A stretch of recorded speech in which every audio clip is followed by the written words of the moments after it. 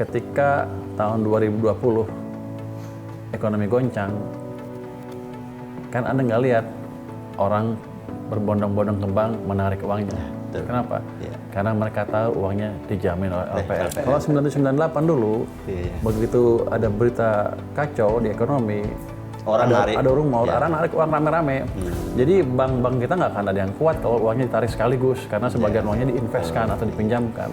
Jadi terjadilah krisis perbankan yang masif di tahun 1998. Kalau mereka tahu uangnya dijamin, mereka nggak akan taruh lagi uangnya di kasur. Jadi mereka taruh di bank. Artinya apa? Uang itu kalau nggak dipakai bisa dipakai untuk orang yang membutuhkan dengan bunga tentunya ya, untuk menjalankan perekonomian. Jadi kalau ke depan kita jalankan dua-dua mesin itu, pelan-pelan kita bisa, let's say tahun depan bisa 6,5.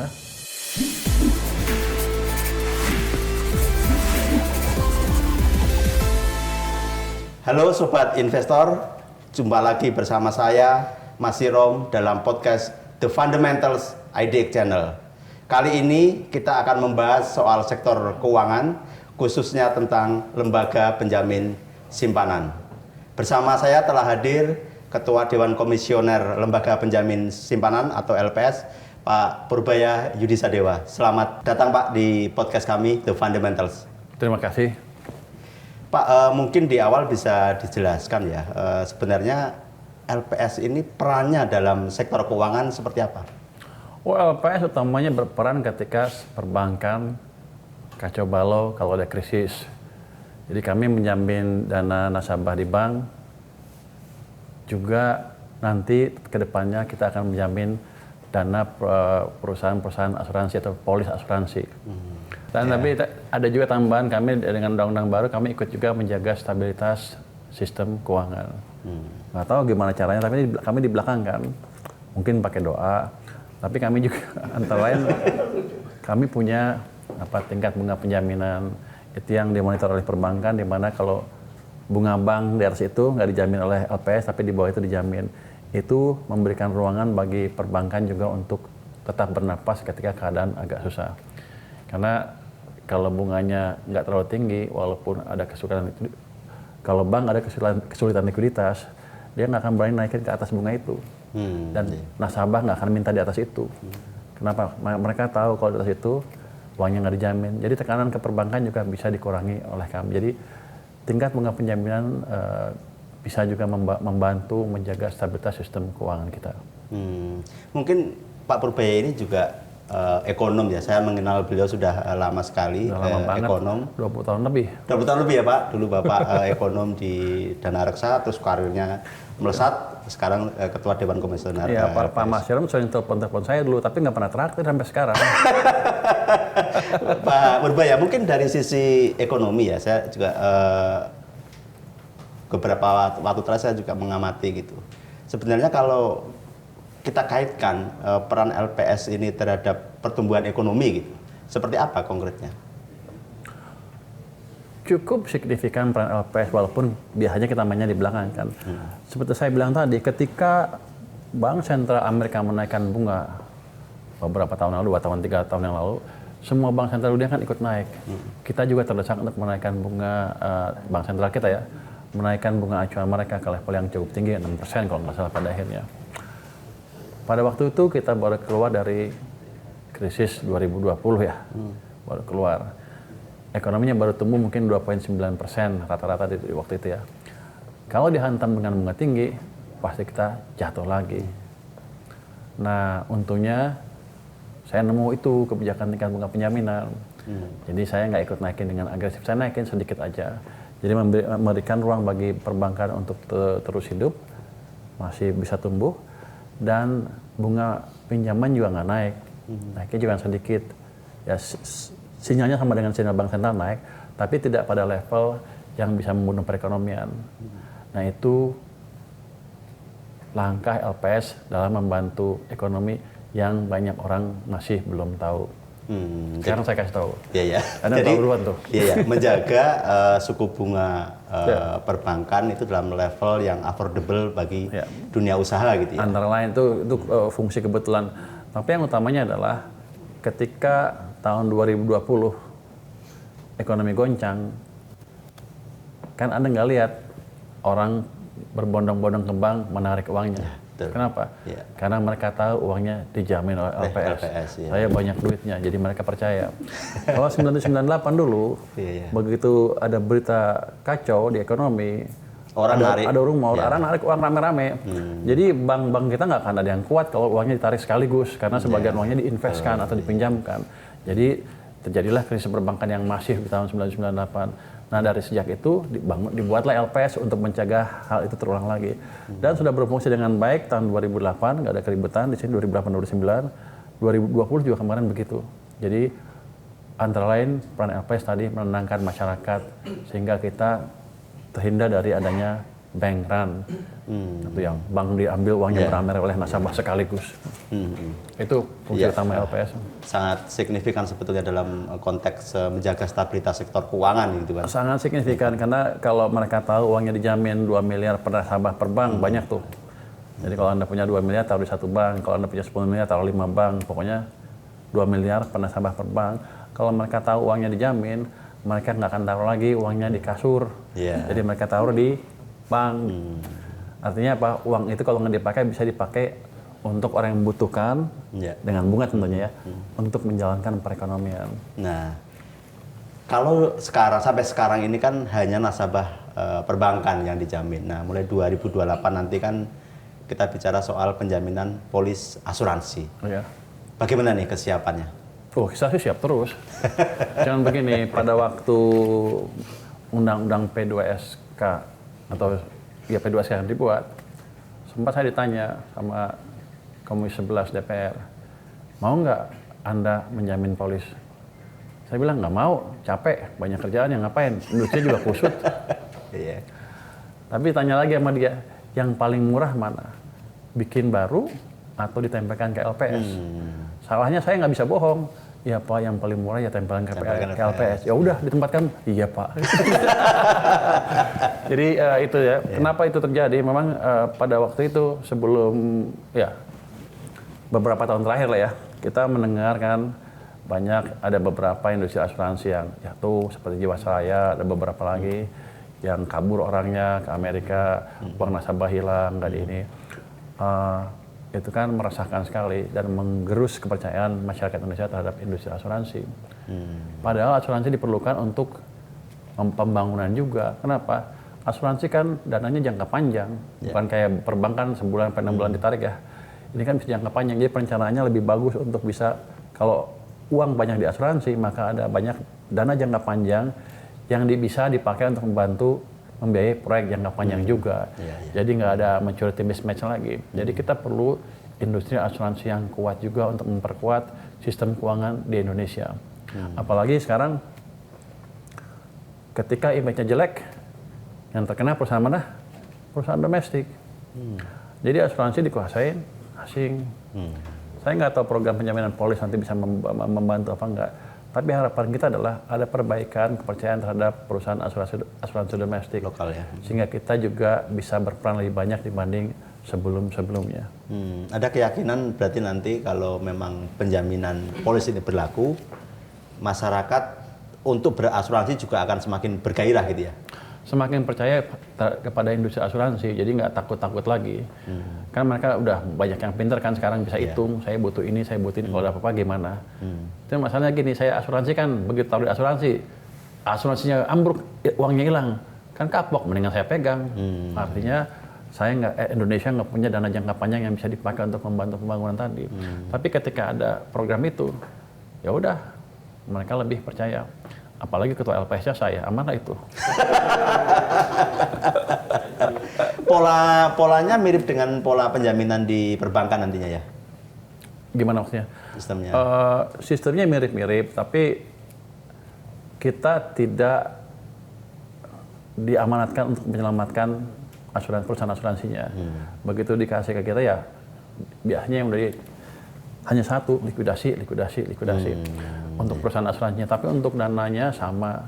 Jadi untuk asuransi yang polis yang belum jatuh tempo, ya bisa pindahkan ke perusahaan asuransi yang lain, atau kita bayar haknya. Tapi yang misalnya sudah jatuh, pada waktu jatuh itu perusahaannya jatuh, bangkrut, sudah ada persetujuan untuk udah jatuh tempo apa, ada klaim, itu kan dibayar penuh. Dan selama perusahaan tadi di tangan LPS, kalau ada klaim kami bayar penuh, jadi aman itu. Jadi waktu kasus Jiwasraya kebetulan korban-korbannya datang ke saya tuh waktu saya di Maritim juga nggak tahu kenapa korban asuransi Jiwasraya datang ke Maritim. Itu ibu-ibu tua, bapak-bapak, kasihan. Mereka tabungan seumur hidup direncanakan untuk membiayai anaknya yang sekolah. Ketika perusahaan asuransinya jatuh, mereka nggak bisa membiayai anaknya sekolah, putuslah sekolahnya. Jadi stabilitas atau kesinambungan polis itu memang perlu dijaga. Dalam kondisi sekarang dengan beberapa kasus kemarin memang urgent sekali ya untuk penjaminan ini oleh LPS. Saya nggak tahu urgent apa enggak, yang jelas mereka protes ke semuanya, termasuk ke DPR, jadi oleh DPR dianggap urgent. Tapi ya, untuk saya sih, ketika ada kelemahan di satu industri finansial, itu harus diperbaiki secepatnya. Dan ini bukan di sini aja yang melakukan penjaminan asuransi, di banyak negara di dunia juga sudah melakukan program penjaminan polis. Malaysia, Taiwan, Korea, Jepang, Kanada, di Eropa juga ada semua, Inggris ada semua. Jadi kita agak terlambat memang. Harusnya kan by undang-undang harusnya 2016 sudah ada. Cuman kita terlambat ya berapa tahun tuh? Ya 12 tahun lah. Apa-apalah. Daripada nggak ada. Daripada nggak ada. Iya. Memang kan nggak gampang ya. Oke, Pak Purbaya, saya bicara soal ekonomi dan tadi kan LPS sudah menyampaikan soal kenapa LPS sangat penting bagi ekonomi Indonesia. Ya, karena ada saya di sini. Soal pertumbuhan ekonomi ini, berulang kali kan pemerintah cukup optimis bisa di atas 5%, bahkan ada 8% gitu. Kalau pandangan Pak Purbaya, ekonomi kita bisa mencapai pertumbuhan setinggi itu nggak? Itu cita-cita. Cita-cita kan boleh setinggi langit. Cuma begini, dengan struktur yang sekarang, dengan kebijakan saat ini, mungkin tahun pertama susah 8%. Tapi kalau diperbaiki kebijakannya, pelan-pelan bisalah ke arah sana. Kenapa saya berani bilang seperti itu? Kalau kita lihat kan waktu zamannya Pak SBY, tumbuhnya berapa? 6% kan rata-rata kira-kira. Dia bangun infrastruktur enggak? Nggak banyak kan? Zamannya Pak Jokowi, ekonomi tumbuh berapa? 5% di bawah 5%. Dia bangun apa? Bangun infrastruktur di mana-mana. Kenapa bisa begitu? Karena mesinnya mati di zamannya SBY, tapi sektor swastanya ditumbuhkan. Itu mesinnya private sector.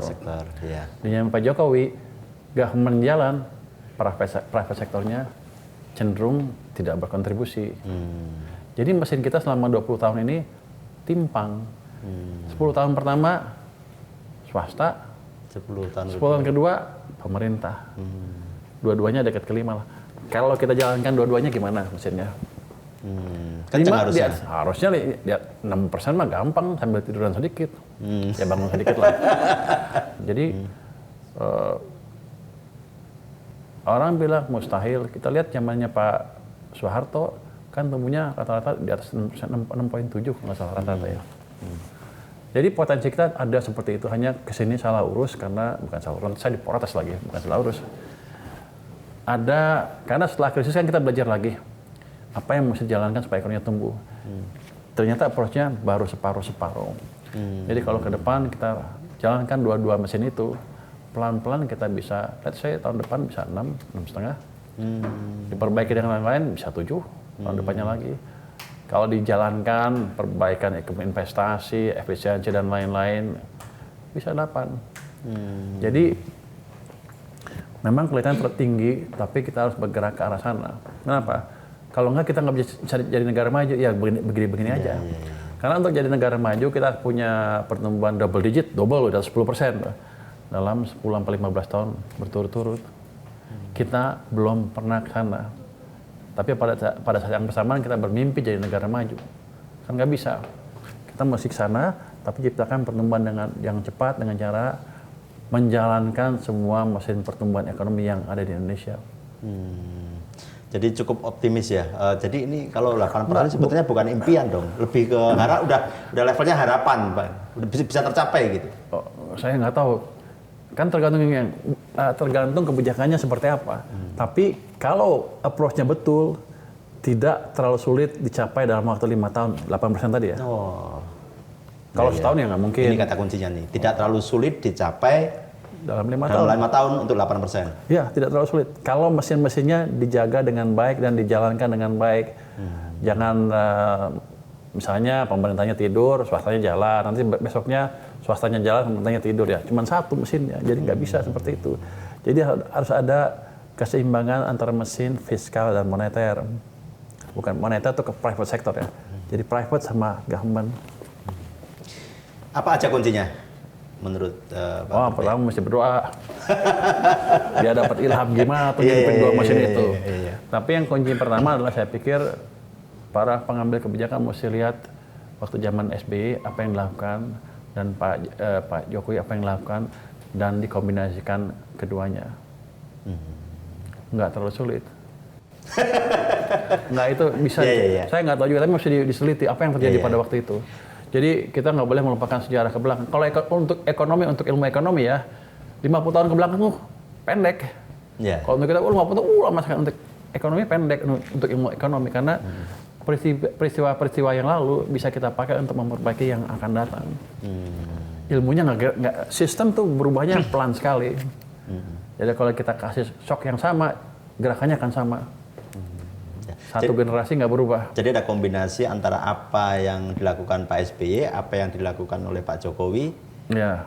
Dikombinasikan yang baik-baik tadi oleh Pak Prabowo, 8% 5 tahun tidak sulit tercapai ya? Tidak terlalu sulit untuk dicapai. Tapi yang bisa mengkombinasikan siapa? Anda bisa nggak?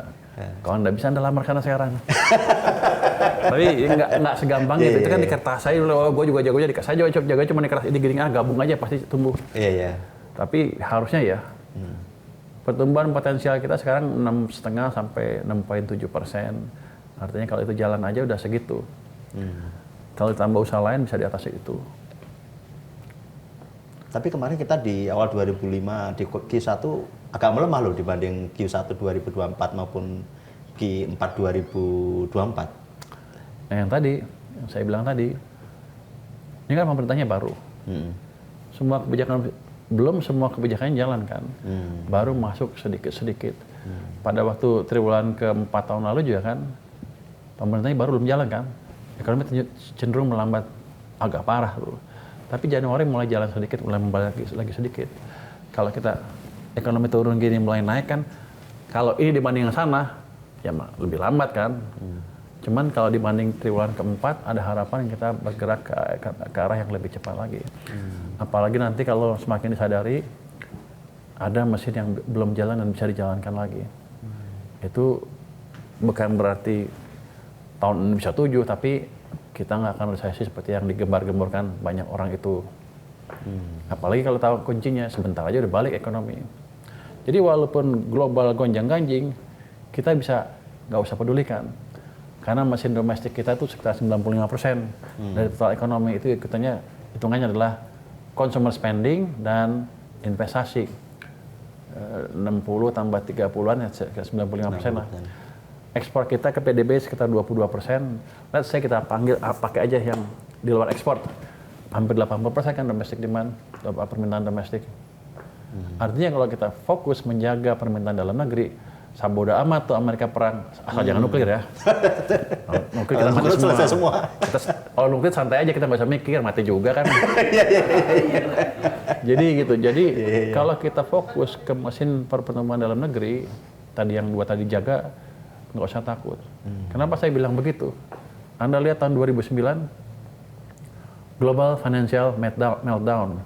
Semua negara pertumbuhannya negatif. Amerika, Jepang, Malaysia, Thailand, sekeliling kita Vietnam, Australia, Eropa, semua negatif. Kita bisa tumbuh 4,6%. Dulu waktu 2008 orang berpikir Indonesia pasti hancur. Tapi kuncinya pada waktu itu adalah jaga mesin dalam negeri. Apa?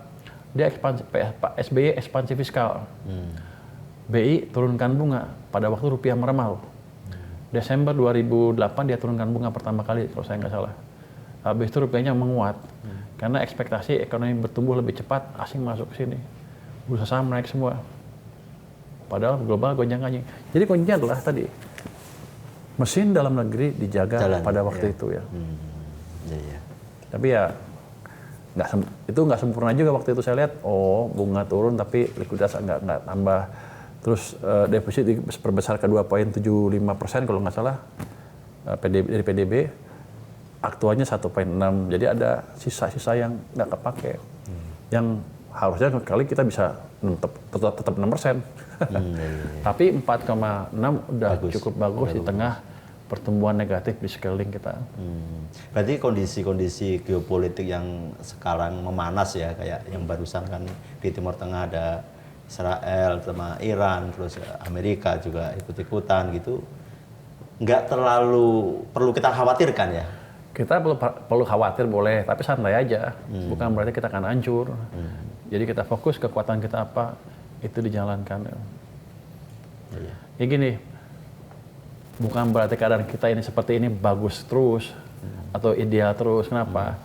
Karena kita tidak terlalu tergantung dengan pasar luar negeri kan. Saya bilang tadi cuma 22% dari PDB kita. Kenapa? Karena kita fokus di barang-barang yang cenderung medium to low tech. Tapi nanti ketika global lari cepat, kita tidak diuntungkan karena barang ini nggak bisa tumbuh cepat juga demand-nya. Jadi kita mesti geser ekonomi kita ke arah yang high tech juga. Ya tadi industrialisasi mesti dijalankan juga. Jadi pada waktu negara-negara ingin jadi negara maju, biasanya ada transformasi ekonomi dari ekonomi berbasis pertanian ke teknologi. Kita juga sempat seperti itu. Pangsa agriculture kan turun terus. Tapi setelah krisis 1998 berhenti di 13-14%, 15% gitu. Sementara manufacturing-nya tadi naik, turun terus pelan-pelan, sempat ke bawah 20%, sekarang 20%-an lagi. Kayak negara kayak Korea itu dijaga di atas 28%-an. Cina juga kan majunya ketika industrialisasi. Jepang juga sama. Zaman dulu dia sudah lama industrialisasinya. Jadi sekarang kita diuntungkan dengan ketika global seperti ini kacau, struktur ekonomi kita menguntungkan kita. Dalam negeri ya. Tapi nanti kalau udah maju, global udah damai, kita bisa ketinggalan kalau kita nggak bangun. Iya. Jadi ya kita diuntungkan sedikit dengan keadaan kita sekarang lah. Saya nggak tahu bagus apa enggak. Ya untuk sekarang bagus. Ya kita cari yang optimis kan. Tapi kita jangan diem. Iya. Kembali ke soal tadi, ada satu pertanyaan yang saya lupa tadi. Kriteria yang dijamin itu seperti apa ya perusahaan asuransi ya? Perusahaan asuransi dijamin itu jadi gini, nggak semua produk dijamin. Jadi dijamin adalah komponen apa sih namanya jaminan, saya lupa namanya, komponen perlindungan ya. Tapi yang komponen investasi yang unit link, kalau unit link itu, yang itu nggak dijamin, kita jamin di situnya aja. Terus nanti untuk masuk ke program yang dijalankan LPS 2028 nanti, itu ada persyaratan tertentu. Nggak semua perusahaan asuransi bisa masuk kalau tidak memenuhi persyaratan tertentu. Utamanya mungkin dari OJK ada tingkat kesehatan, tapi ada juga yang lain-lain, dan kami sedang diskusi apa yang paling pas untuk kriteria masuk ke program penjaminan tadi. Salah satu yang didiskusikan adalah RBC-nya. RBC. Base capitalnya apa 200%, apa 180, atau 120. Kita masih diskusikan itu. Kita maunya LPS 200, yang lain bisa di bawah.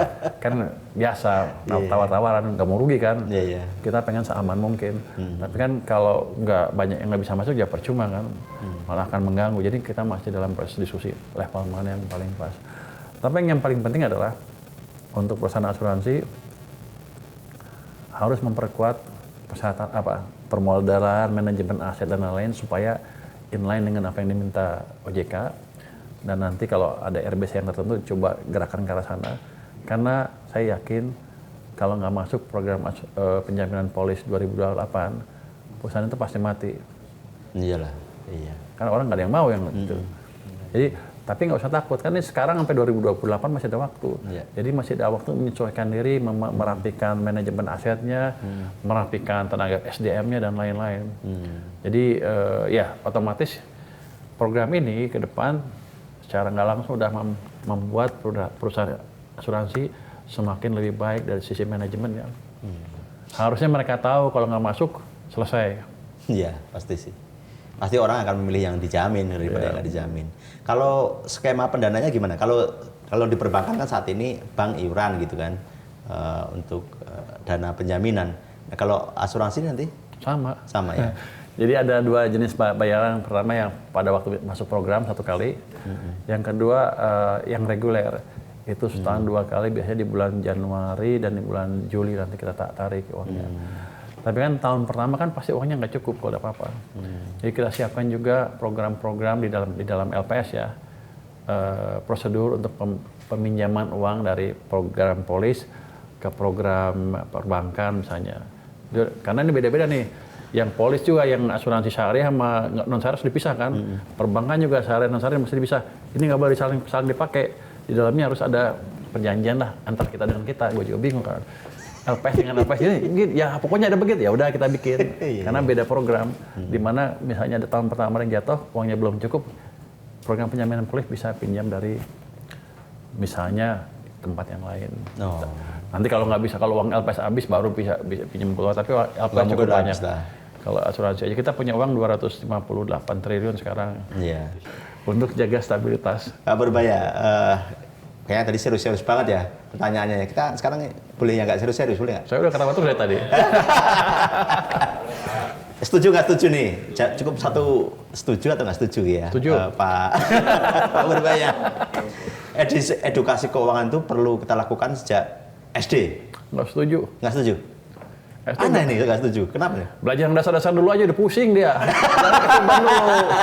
6 ke SMP ke atas boleh lah. Dia mau investasi apa juga belum punya duit. Oh iya. Jadi belajar yang basic-basic Yang aja. basic-basic aja. Anak kecil jangan dipersulit hidupnya. Oh iya.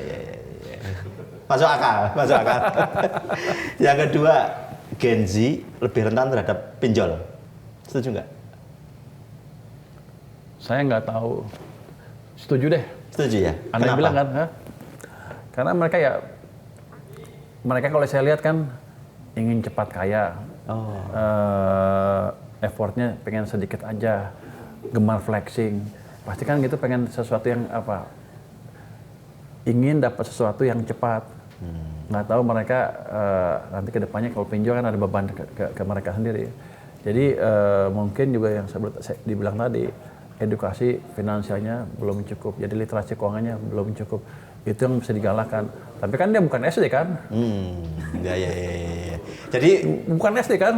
Jadi mulai kapan sebaiknya? Lebih SMP ya? SMP ke atas lah. SMP ke atas. SMP ke atas. Mungkin kalau SMP kelas 3 dia udah mau sibuk ujian kan? Dari kelas 2 lah. Kalau kelas 3 dia udah sibuk ujian mau masuk SMA.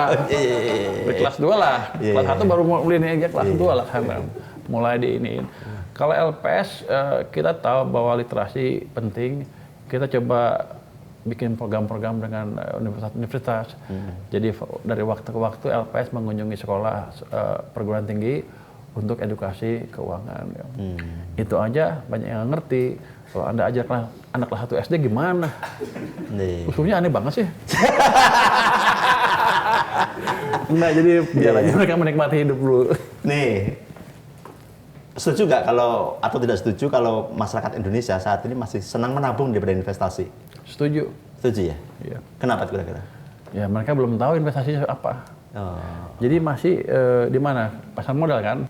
Sekarang katanya yang terlibat 50% tuh di bawah 30 tahun. Cuman kan pengetahuan mereka relatif terbatas. Ya, sekian puluh juta itu masih jauh dibanding dengan jumlah penduduk kita. Kenapa mereka suka taruh di bank, menabung? Karena udah jamin LPS. Ya. Kenapa mereka takut main investasi di pasar modal dan lain-lain? Kan banyak cerita. investasi bodong. Banyak cerita goreng saham, tapi nggak ada yang dihukum kan sampai sekarang. Jadi pasar saham kita masih belum melindungi investor-investor retail yang kecil. Dan mungkin mereka nggak ngomong, tapi kan mereka takut. Begitu sekali masuk ke pentung, dia cerita ke teman-teman, ya duit pensiunan gua habis, ya. Takut lah.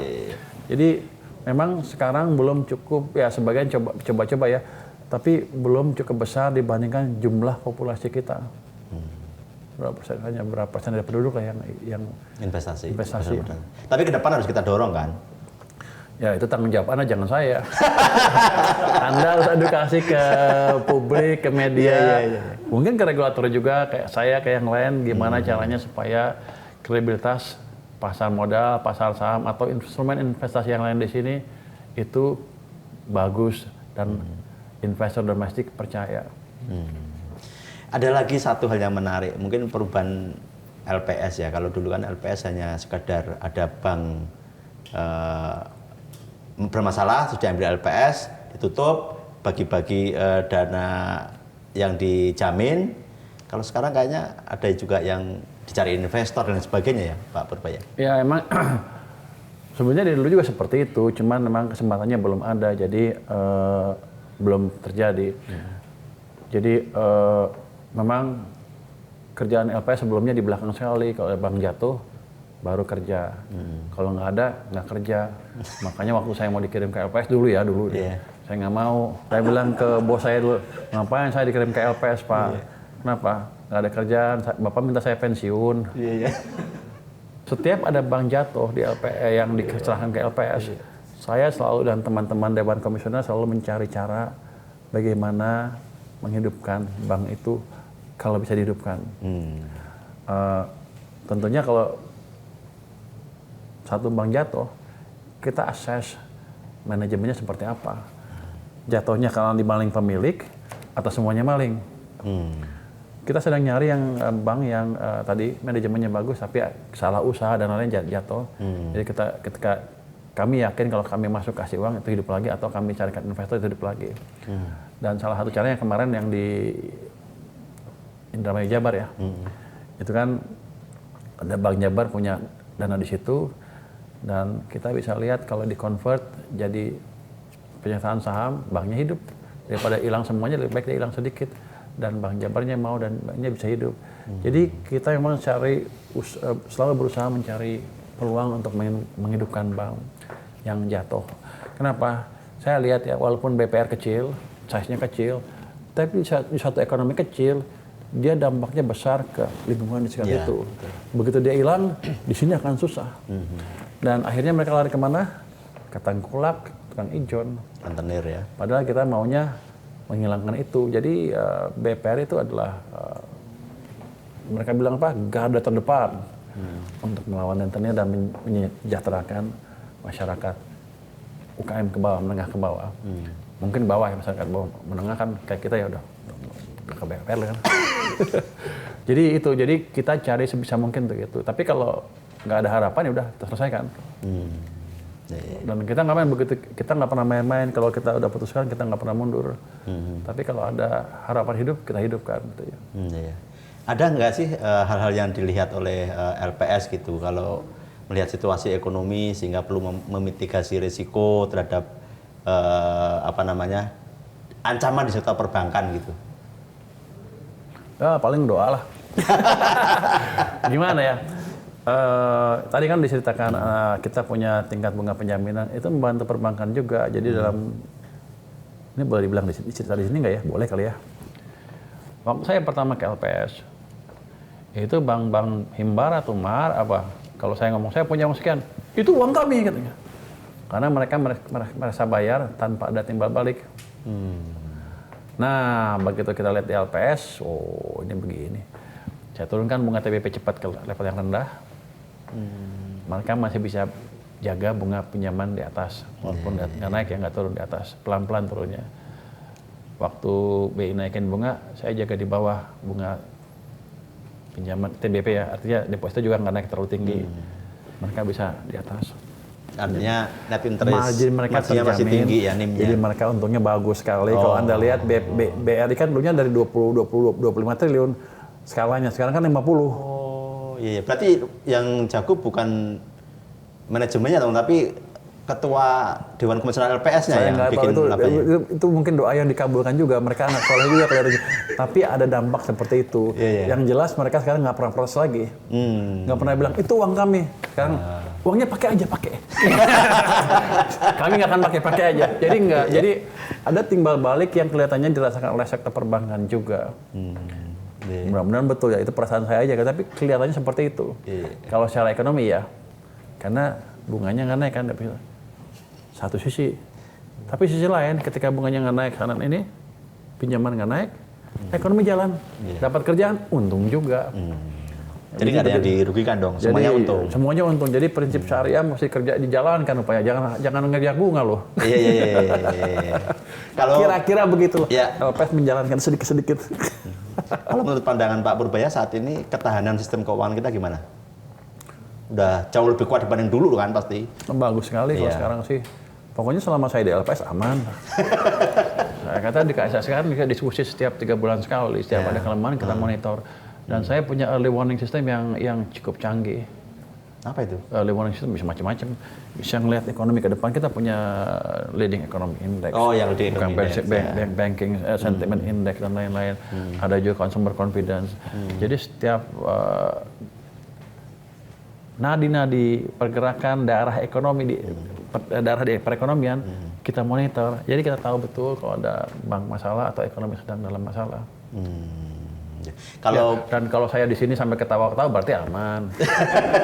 Kalau nggak saya di kantor begini aja ngeluarin duit. Saya tertarik nih dengan leading economic index-nya LPS. Waktu itu dipaparkan di Sarasian Ekonomi bareng Presiden kan? Ya. Memang optimis banget ya kayaknya. Bukan optimis banget, itu gambarnya seperti itu. Itu seperti takdir, kita nggak bisa lawan. Jadi ekonomi itu, ekonomi kita ya, semua ekonomi lah di dunia, ada siklusnya. Ekspansi, terus melambat, jatuh, resesi, naik lagi tuh. Itu berulang-ulang. Saya juga nggak tahu kenapa nggak bisa hilang. Gitu. Harusnya kalau ilmu kita cukup, kita bisa hilangkan. Waktu itu Amerika kan 2009 mulai ekspansi lagi ya, 2009. Harusnya dia Amerika 10 tahun jatuh, 2019 2020 jatuh. Tapi waktu itu kebijakannya bagus semua. Kita bingung. Saya sih sebagai pengamat siklus bisnis yang lihat dari waktu ke waktu, saya lihat ini harus jatuh. Apakah ilmu Amerika udah cukup sehingga dia bisa menghilangkan siklus bisnis? Saya tetap jaga-jaga, pasti 2020 ada yang kita jatuh. Tapi dari mana? Saya lihat sumbernya di mana. Wah, karena bagusnya. Ternyata Tuhan ikut campur. Dikirimlah COVID, jeder jatuh semua. Iya. Jadi kelihatannya emang didesain seperti itu. Kalau kita nggak melakukan kesalahan, sana ikut campur. Ini campur-campur ya. Setiap sekian tahun sekali jatuh. Untuk Indonesia 7 tahun rata-rata. Tapi Pak Jokowi bisa memperpanjang sampai 11 tahun, terpanjang sebetulnya sepanjang sejarah Indonesia bahwa kita bisa ekspansi 11 tahun berturut-turut ya. Nah, jatuh kan, jeder. Jadi rata-rata kita sekitar 10 tahun lah akhirnya. Jatuh kemarin 2023 kan kita mulai ekspansi lagi kan. Itu kalau siklus yang normal 7 tahun aja 2030. Kalau yang 10 aja 10-11 ya 2033. Itu bukan biasanya gini. Itu semacam takdir. In between ada gerakan naik turun ini. Selama kita nggak jadi terlalu bodoh dibanding dulu, dia akan ikut itu. Tapi kalau kita tiba-tiba jadi bodoh sekali, akan lebih pendek siklusnya. Nggak mungkin dong harusnya. Kan saya di sini harusnya enggak lah. Iya. Jadi bukannya optimis. Sepertinya akan seperti itu. Itu bukan saya yang nentuin, tapi seluruh pelaku bisnis, seluruh pelaku ekonomi di Indonesia. Cuman polanya tertangkap oleh data-data yang kita kumpulkan tadi. Oke, sekarang kan sebetulnya kalau kita bicara situasi global kan kurang menguntungkan dalam tanda kutip. Apa pesan LPS untuk masyarakat dan pelaku usaha? Global memang tidak menentu. Tapi jangan takut, setiap tahun juga selalu tidak menentu ekonomi global. Karena saya bikin laporan setiap tahun pasti judulnya dulu waktu jadi ekonom, tumbuh di tengah ketidakpastian, tetap bertahan di tengah ketidakpastian. Lama-lama setiap tahun ada ketidakpastian, lama-lama ini mah ketidakpastian ada terus sampai sekarang. Jadi nggak usah takut, ketidakpastian pasti ada di perekonomian global. Yang penting kalau kita bisa menjalankan kebijakan yang baik, ekonomi kita bisa bertahan. Jadi masyarakat nggak usah takut kita akan atau masa depannya suram. Kita bisa tumbuh dengan baik, apalagi programnya sepertinya mulai berjalan ya. Nanti kalau didorong lagi dari sisi moneter harusnya bisa tumbuh lebih cepat lagi. Jadi walaupun global tidak menentu, jangan takut, itu hal yang biasa. Domestic demand kita cukup kuat, ekonomi kita cukup besar untuk menyerap atau mengurangi dampak dari ketidakpastian perekonomian global. Terlalu serius ya? Enggak ya. Ada satu pertanyaan terakhir nih. Kalau definisi sukses menurut Pak Purbaya itu apa? Sukses itu apa? Wah nggak tahu, saya belum sukses tuh. Udah merasa sukses belum? Ya belum. Belum. Sukses itu apa ya definisinya ya? Semua yang dibutuhkan bisa kita dapatkan. Terus kita bisa berbuat baik di sini, selama di dunia bahagia, nanti mati masuk surga. Itu sukses ya? Itu sukses. Oh, iya. Iya. Sobat investor dan sobat fundamental, seru sekali bincang-bincang kita hari ini dengan Pak Ketua Dewan Komisioner Lembaga Penjamin Simpanan Pak Purbaya. Terima kasih sekali Pak waktunya, inspirasinya, ilmunya, pandangan-pandangannya sangat memperkaya kita semua gitu. Jangan lewatkan episode podcast fundamental berikutnya, tentu bersama dengan narasumber A1, narasumber yang akan memberikan ilmu inspirasi bagi kita semua. Podcast Fundamentals, ngobrol santai, jadi cerdas, hidup berkelas. Seru Pak? Cukup ya.